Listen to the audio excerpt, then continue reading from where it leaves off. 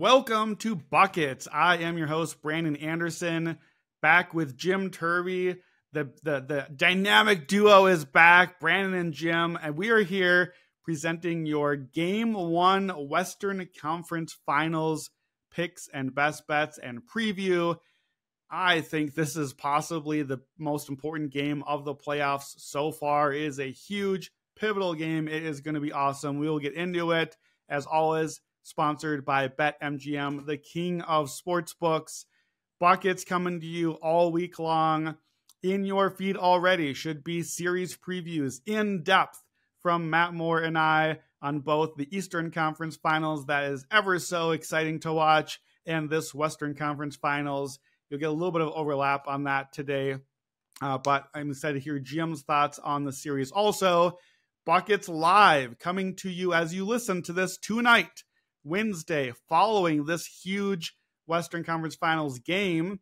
We'll have a Buckets Live reacting to what we saw from the game, and I suspect some picks for Thursday, and if we're looking forward on these two series.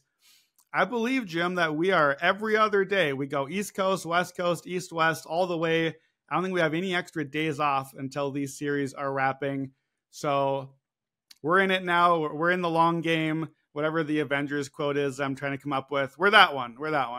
WNBA Buckets. Don't forget to listen to WNBA Buckets. Jim, give us the intro. Where are we at in WNBA so far? Good season so far. Just recorded an episode yesterday for Maria. Should be in your feeds today, talking through. We're both fading the Aces again. That's never gone poorly for me and Marino, so that should work out well again. All right. Well, let's get into our game for Wednesday night, Game 1, tip time, 8:30 Eastern on TNT. Dallas Mavericks, Minnesota Timberwolves. We are in Minnesota for Game 1 of the Western Conference Finals. What a world. What a sentence. At BetMGM, the Timberwolves are minus 4.5 on the spread. Total at 207.5. Money line minus 185 for Minnesota, plus 150 for the Dallas Mavericks. Jim Turvey, give us your best bets for Game 1. Yeah, so I'm going to go with a player prop. I'm going to go with Luka Doncic over 28.5 points. And, tell me to do a game preview. I'll come with some series preview too. I've also got a half game, half series kind of bet. I'm going to take Game 1 Mavericks and Game 1 and series Mavericks. So that parlay where you do the Game 1 and the full series, both Mavericks at plus 300. All right, so Mavs to win Game 1 and series. You're going to have to find that in the menu. You don't get to build that parlay. That will be in your book. They'll have a menu option for that one. Game 1 and series, plus 300. Matt and I talked through that one, both versions of it, a Dallas and a Dallas, Minnesota. I guess there are technically 4 versions, but that spoils where I'm going with my best bets for this game. I am going to lead with my top play, which is I'm going to take the over here. Give me the over. I see 207 still in the market, so give me the over 207 points. And I am going to play Dallas on the money line in Game 1 at plus 150, or the best number that you can find out there. And we will talk about Game 1, why you and I are both technically on. We're both on Game 1 here. You are playing it even more aggressively. I want to start then by zooming back out a little bit, because if you are listening, if you have not listened yet to the series preview, we got deep into things there. I know, like 75 minutes of series preview. This is a very heavy X's and O's, very matchup intense sort of series. Who's going to defend Luka? Who's going to defend Ant? How will the teams match up? How do the defenses stack up? Is this an offensive series? Is it a defensive series? And we will get into the Game 1 specific parts of that, because we had a bunch of that on there as well. But Jim, we haven't heard anything from you about the series. So I'm sure that your Game 1 part of the cap will play into why you like them for the series. Naturally, if the road team steals Game 1, you should like them more to win the series. But let's start with the zoomed out picture. What are you thinking about as you look at this series? What do you think about with matchups? And then why are you leaning to Dallas on the series overall? Yeah, well, I'll lead by saying I can't believe I am here on Dallas. This is not the team I've been on. Shout out Andrew O'Connor Watts, on Twitter, NBA Watts. He was on Dallas, and he and I had actually a bet with I think it was like with 6 weeks to go in the regular season. He wanted to bet Dallas, and I was like, you just got to wait till the final day of the season. And basically, we made the parameters will be better than 10-1 on the final day of the regular season. It didn't end up mattering. That's a great ticket, whether you had that, whether it crossed the threshold or not, because here they are in the Western Conference Finals and in a matchup that I think is really good for them. I couldn't agree with you more that this is really an X's and O's matchups type of breakdown, which I think you and I know Matt love. That really, you get to dig in and be like, all right, this person covering that person, this defensive scheme for that person. And every way I come around, I end up leaning towards Dallas. To me, the biggest pivot point is the Luka Doncic of it all. He is not a guy who I have been high on historically, but I think this is a really good matchup for him. The word is that they are starting with Jaden McDaniels on him. I don't like that at all for the Wolves. Luka is about, I think, like 50 plus pounds more heavier than Jaden, and he uses that 50 pounds as well as almost anyone in the league. I really don't see Jaden being able to stop him. And I think it's going to have their whole defense kind of in scramble mode the whole time. Gobert and Cat are going to be Cat's going to have to be flying out to the perimeter constantly. Gobert's going to be lurking a little bit. I mean, we've seen what Gobert can do, kind of, preventing those lobs. He is great at that. So that's a point in Minnesota's favor. But to me, this is as good as we've seen Luka. He's got all those injuries, but the last 2 games, he really looked good. And, one of the knocks on Luka that I do agree with at times is that he gets distracted by, he's got a full game long conversation with the refs. We saw that a little bit less. Dirk Nowitzki maybe, keeping him in line from the sidelines. He seemed pretty focused, and that seems a little bit narrative. But genuinely, there are multiple times a game where he will be in the backcourt and the other team is playing 5-on-4. And there's just no way that doesn't have an impact on the Dallas defense that I thought looked really good down the stretch of that OKC series. We can talk about OKC's shooting overall, but the point is Dallas played great defense. I thought Jason Kidd schemed up really well. I'm excited to see if Jason Kidd defense is, a thing. It was in the past. Maybe we're bringing it back. They looked good against the Clippers as well.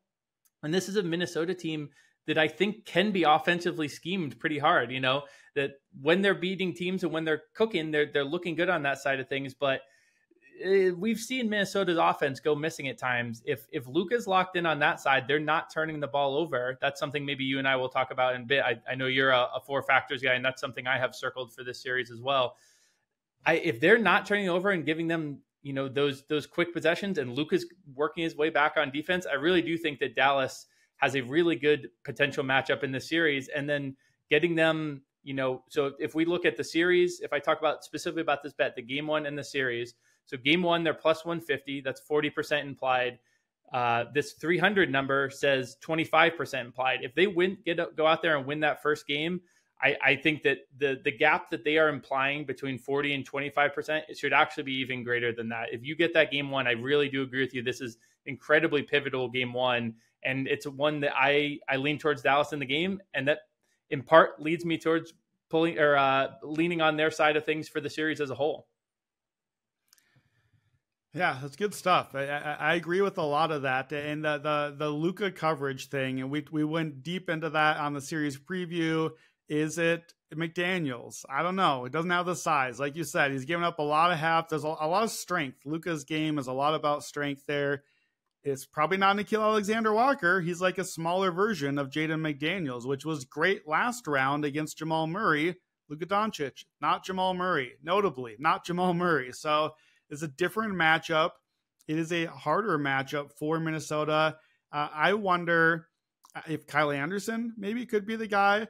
And I don't know how often he can be the guy, but just you want someone, you're not so worried about the foot speed. That's the thing with Anderson, but he's always had these like eye-popping defensive advanced metrics that whenever he's been on the court, he makes good things happen. And frankly, I don't really mind him being out there offensively. He can initiate and create a few things. Minnesota needs a little bit more of that, especially in this series. I think we're going to get a lot of defense. So if Kyle Anderson is viable, I think that could be a nice swing for Minnesota. I think adding to the depth also, where Minnesota already has an advantage, They already got Naz Reid, good scoring option, another big man. You got Alexander Walker, you got Kelly Anderson. Dallas doesn't have a lot of dudes on the bench. Like, they don't have a lot of guys that can come in. The one guy, of course, is Lively. You talked about Jason Kidd as a defensive coach. I think he is. Like, I remember a couple of years ago, Joe Dallaire and I think here on Buckets, did our All-Star game picks. And I like, when I do All-Star games, who I'm choosing for the All-Star game, I like to choose All-Star game coaches also. I think we should have 3 coaches in there. And I choose a defensive coach also. And I think I had Jason Kidd as an All-Star coach, and then my defensive coach of the year, which is not an award, but should be. So I give it out because that's how I roll. When Jason Kidd has had a really good rim protector, even in Dallas, when Porzingis was there, their defense was pretty good. They had really good metrics. Then Porzingis got injured and like basically missed a whole season, and Dallas cratered. Porzingis went away, and the defense still wasn't good for a while. But now what happened? You went out, you tanked, and you got Lively. It worked. Didn't like it, but it worked. He's very good. You traded for Gafford. You have now, as I called it in the preview, you've created this dude named Gaffley that is a 48-minute rim protecting center that I think in this series, if you like think of where do the players match up, like tier 1, tier 2, tier 3, I think our theoretical Gaffley, our 48-minute guy, is in the same tier as Gobert. I think Gobert is better. It's a better version, but it's not a 48-minute version. And Dallas has really kind of figured out, okay, well, what do we want? I want rim protection, and I want rim rollers for Luka, and that has worked very well for them. I think probably a little less so in this particular matchup because Rudy is like the better version of what those things are, but only so much of him here. Naz Reid is not Rudy Gobert. So, yeah, I think the X's and O's, the 4 factors, my takeaway largely, without getting too far into it again, is it just seems like this is a defensive series. It seems like the defense has the advantage.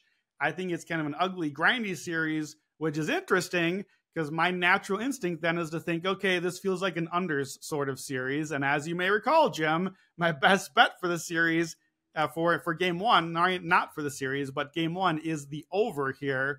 I'll get into that in a little bit when we get there, but I'm trying to think where to go. Let's go to Luka because you were on Luka points over for game 1. And we've talked a lot about Luka and the matchup, who's going to be able to defend him. I think this series comes down a lot to just like the thing that you and I don't want to admit that basketball is to like the lay people out there. I think it is this series. Can Luka score? Can Kyrie get a bucket? Can Ant score? Can Towns get a bucket? I think the defenses are so good here that they're going to kind of eliminate some of the extra noise, the noise we like that we want to factor in.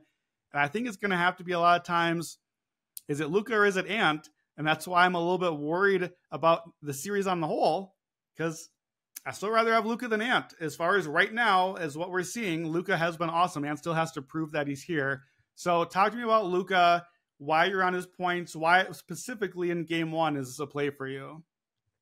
Yeah, I think honestly, to me, I touched briefly on the aside. I mean, Ant in the post game saying, "I got Kyrie."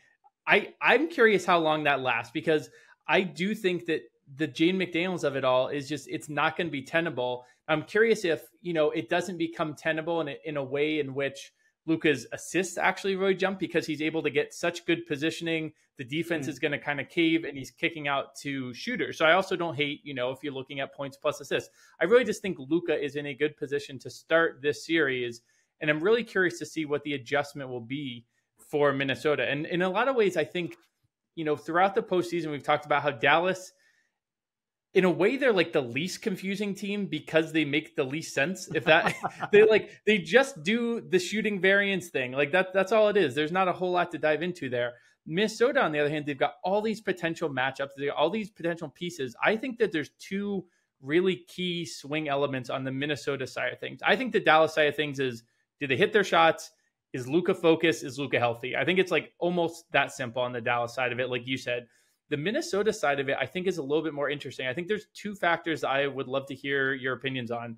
One is Mike Conley. Mike Conley is, I made the joke to Joe Dallaire the other day, like, is he on the Jalen Johnson All-Stars? I wrote an article this year about the players who the spread doesn't represent well enough, and Mike Conley is definitely on there. Joe goes, I think Jalen Johnson is on the Mike Conley All-Stars, because Conley has been doing this for decades. He really is a player who is so essential to a team beyond what a spread can fully encapsulate.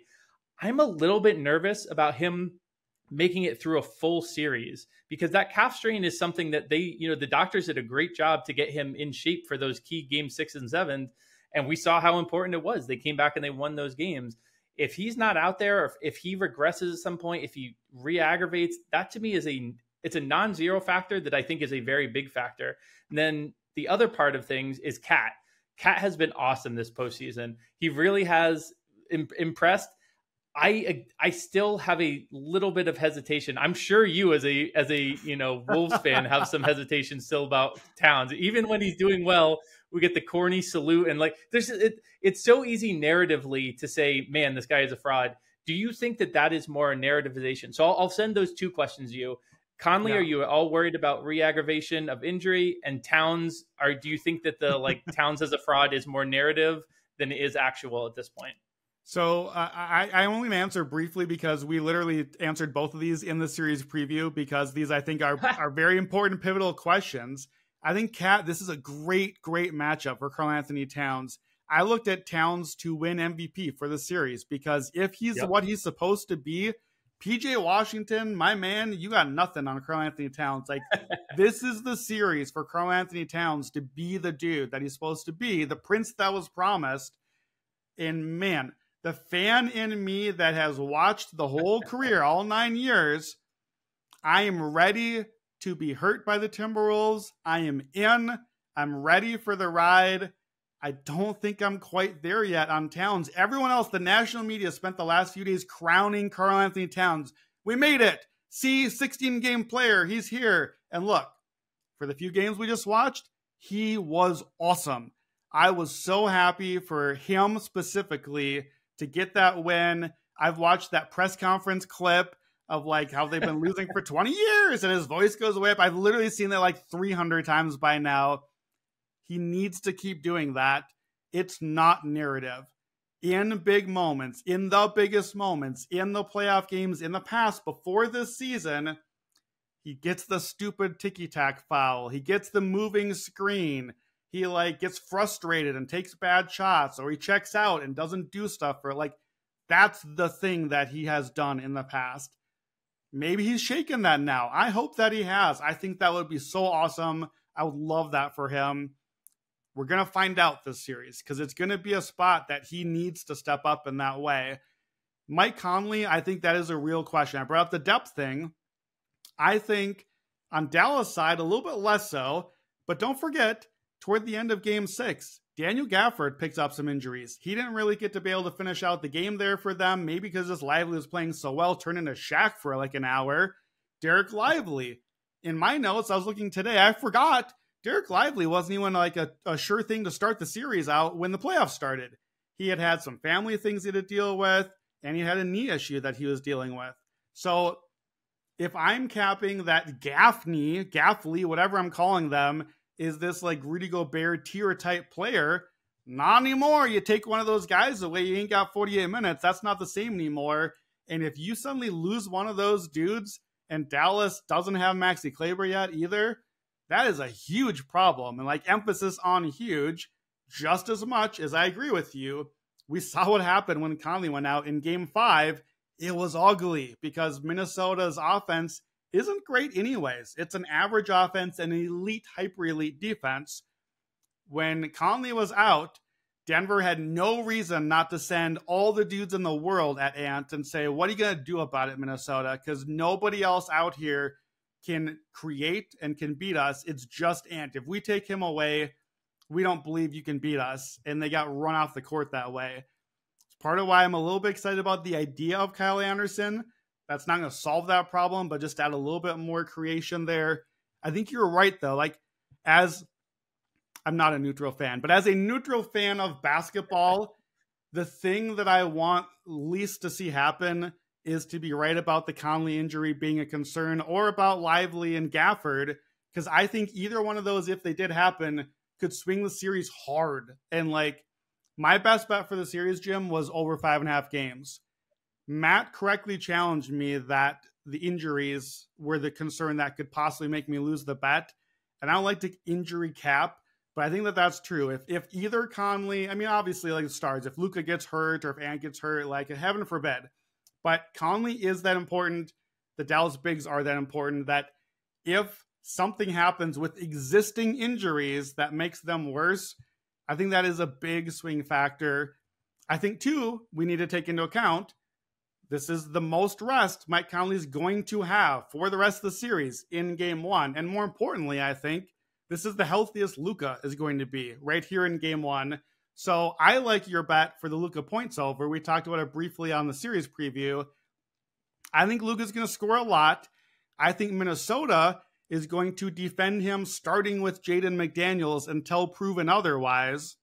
I think game one is the proven otherwise part, right? Like, I think you got to see Luka beat you and put up the points and prove that Jaden's probably not the right answer and have to go looking for answers. Now, look, I don't know if Ant's the answer, not because he can't, because you can't have Ant do everything. You can't guard Luka for 40 minutes a game and be your only offense. You can't. That's not sustainable. That's not a way to win a series. So I don't know what the answer is. I do think Minnesota rightfully should trust its awesome defense to start with what they do and then adjust as they need to. I think that's the right plan, but I think that plan with a healthier, rested Luka probably does lead to some scoring in game one. Would you take, I love my escalators. Would you play like a 35 or a 40? Like, do you think there's a chance for like a really big Luka game here? Yeah, I think I like the 35 more than the 40. Luka's kind of he's a little bit Shea in that he doesn't, it seems like the point totals don't go bonkers. This is a guy, of course, who did have 70 during the regular season, but it seems like his floor is really nice compared to maybe his ceiling. So I think maybe a slight escalator, but I do also think there's a chance that he starts bullying them into the post. They have to collapse, and it's kickouts that are, he does get a decent amount of scoring, but it's also the assist. So I think my favorite way to do it is just the flat 28.5. I'm kind of shocked that they have this number lower than when he was playing the Thunder. This to me seems like, at least to start, a better points matchup for him. So that also jumped out as just, this seems a point or two off of what it should be.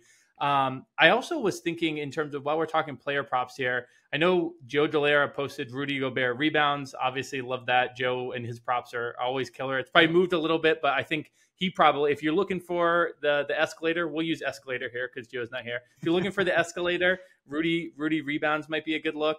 I also was wondering your thoughts on Kyrie rebounds and assists. I know we both really love those potential assists, potential rebounds. He's very much screaming for positive regression on both of those. If I like a Luka points, I kind of don't hate pairing it with a Kyrie rebounds or assists. Those kind of play together well theoretically. I'm not sure how often Kyrie is feeding Luka, but if Luka is not doing the passing, maybe Kyrie's doing a little bit more of it. Are those ones that you talked about in the preview, or ones that caught your eye at all? We didn't go too much into props, other than we did talk about Luka scoring a little bit. Kyrie rebound assists, I don't dislike it, but I don't think it's one that I'm ready to play right now, just because I think I want to see what game one looks like. Like, I'm usually, whatever team I like, I'll play in game one. Like, if I know what I like on a series, that's my plan. But part of why I like playing props so much in the playoffs is because we get to react to what we saw game one, and we just, like, see the potentials and all of that. So I feel a little bit going in blind. It's like playing opening night props kind of in some ways. So I don't do a lot of them. The Luka angle is a more kind of concrete thing. I think what you said about Kyrie makes sense, but I also think this could be a difficult series for Kyrie. I think we talked about this with the OKC series, that my way of defending would have been, you know what? We can defend the rim. We can defend Kyrie. Oklahoma City, I'm talking about. They had dudes to defend all of those. Let's make Luka beat us. I don't know if Minnesota necessarily wants to do that. I think it's their only option. They can defend the rim. They've got guys that can guard Kyrie. I think Ant on Kyrie, he can do for most of the series. And I think he can kind of, as Kyrie, he's going to hit some shots, but I think you can keep him in check. And if you do that, and now it's just Luka, I don't know. I'd like, as a Minnesota backer or fan, I'd like to find out, can Luka single-handedly really beat this historically elite defense? Usually that's not the case. I talked about in the series preview, Minnesota is I think it's like 6.5 points defensively better than the average in the NBA. And I look back before the playoffs at like the last 3 decades of data of when you have a team that is a historically elite defense, at least 5 points better, but pretty much average on offense. So just kind of what that framework is. And what I saw consistently was, number one, that team usually almost never lost in the first round, only once, and only because they lost Yao Ming, which was their defensive reason they were so good. Otherwise, they won at least a series. Then I picked against Minnesota in a sweep first round. Should have listened to my own advice. They won at least a series. They usually won a series or 2. They almost never won the championship. They lost when they faced a top 7 offense, and usually a top 5, even top 3 offense. So is Dallas a top 7 offense? They finished 10th in the regular season. Is this version right now, with this slightly hampered Luka right now, is that a top 7 offense? Is Luka, you beat us on your own? Is that a top 7 offense? I don't think it is. I think that seems like a strategy way to go. So I like the points. I think you're fair about not going crazy on the escalators. I wouldn't mind. I don't play a lot of first quarter props. That's probably a Joe angle to check with him. But Luka's high scoring games this playoff so far have come when he hits the threes early on and gets going right away. So I don't know. I wouldn't mind like parlaying the over threes with the points here. And that's how you get to the escalator, that the shots start falling and he just gets confident. He's a very streaky shooter. So I think that would make a lot of sense. I'm going to need some Luka points if I hit the over. So let me give the case for the over here. And this really is a historical case. And it is a historical case that podcast listener Brandon would laugh at because I'm going off of a pretty limited sample size. But here's what I looked at. So we know the data about teams coming off game 7. It's not great, right? We know that that's part of why both of us are looking at Dallas here. Teams coming off game 7 against teams that are not coming off game 7. Last 20 years from Evan Abrams, 16, 30, and 1 against the spread, 35%. And we know if you don't cover the spread, we know that you're supposed to take the underdog outright. That's how it goes, especially in the playoffs. So that's the start. But I wanted to know, okay, a lot of times you're coming off game 7 because you're not that good. You're coming off game 7 because you're Cleveland and you took 7 games to get rid of Orlando. And Boston is supposed to cremate you in the next game. And that's what happened. That's not really interesting to me. That's not how I'm evaluating Minnesota and Denver. That was a championship matchup. Minnesota is very good. That's not the same. So I want to know, what if you came off game 7, but now you're at home? Because you're the better team. You're the favorite. What if you're the home favorite coming off of game 7? So, small sample, I know, from just the last decade, because I don't have a way to pull this. I had to do it manually. That's why the sample is small, because I only made it through a decade of data. I have 13 times in the last decade, since 2014, that we have a game 1 home favorite. Sorry, game 1 favorite, because there's one from the bubble. So the game 1 favorite, the better seeded team coming off of game 7. The data, as you might guess, we'll come back to what it means for, do you win the game? Do you win the series? It's not great. It's not great for the team. But what really stuck out to me is that out of 13 such games, the over was 12-1 in those games. And it was usually not close. And to me, that checks out. That is, we're tired, man. We're tired. The defense is tired. We are exhausted. We can't quite lock in at the same level that we just had to at the highest level to win a game 7. And there's a little more room. It's a little bit easier to score. Dallas had an extra day. Dallas is not coming off game 7, but like that was not an easy series. Dallas is a little tired too. So I think that the number here, it's actually ticked up a little bit. I think it opened at 205.5, 207.5 at BetMGM. I'm still seeing a 207. That's my play. I don't play a lot of overs and unders here on the total, but I like the over because history says, this small amount of history, I know history says that the over has been nearly invincible in this spot. It's only 13 games, Jim. Shame on me for my small sample, but what do you think of this trend or idea that the over would be a play here?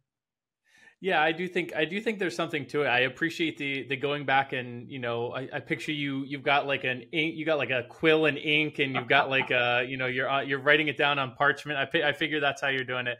I would probably lean that direction as well. To be honest, you and I both are not the biggest over under people, so I didn't dive into it all that much. But I do think that the logic behind it, and whenever I hear a trend, I want to hear the logic behind it, right? Because it's so easy for heads to come up 7 out of 10 times or whatever. But when there's solid scaffolding behind it, I tend to believe it more. And so I have no reason to go against you. I didn't dig into it personally. So I think I like it though. The scaffolding's there, logical scaffolding's there. And the 12-1 is more notable than say a 7-3 or an 8-4 or something like that. So. Yeah, so that's the over, and then here's the data on how to go for that team. And I'm going to tell you for game 1 and for the series, because that impacts both of our bets. We're both on Dallas game 1. You're on them for the series. So data's not quite as clean here, but those same 13 teams. So again, you are the home favorite in game 1, but coming off of a game 7 win. So you're on a shorter rest, all that kind of stuff. In those games, game 1 home favorite, so Minnesota in this case, 5-8 ATS, 5-8 straight up. It's not great. Matt, on the series preview, Matt had the data for what if you're not? What if you're not coming off game 7? He excluded that and looked at all the other data. In home game 1 conference finals was like 65% ATS. Like that is a great spot. This is what you played the whole season for, is home game 1, get the lead, get on the front foot. Home game 1 finals. I don't even have to look it up. It's 15-3 ATS the last 2 decades. That's a hammer spot. You always want the better team at home opening the new round in the most central part of the bracket. That's why 5-8 is really bad comparatively, even if it's only a little bit, and 5-8 straight up for the team that is the higher seed. Usually it's a 1 or a 2 seed. Minnesota's not, but they effectively are. So that's very bad. Those teams did still go 7-6 in the series.